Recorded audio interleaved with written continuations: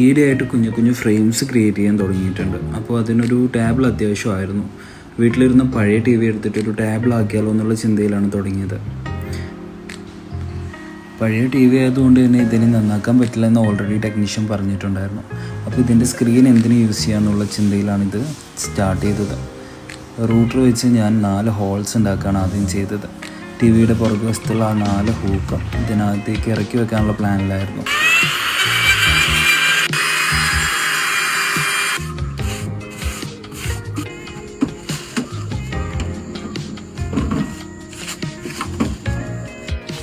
അങ്ങനെ വർക്ക് ഫിനിഷായതിനു ശേഷം ടി വിയൊക്കെ വൃത്തിയാക്കി ടേബിൾ സ്റ്റാൻഡ് ഉൾപ്പെടെ എൻ്റെ റൂമിലോട്ടേക്ക് കൊണ്ടുവച്ചു.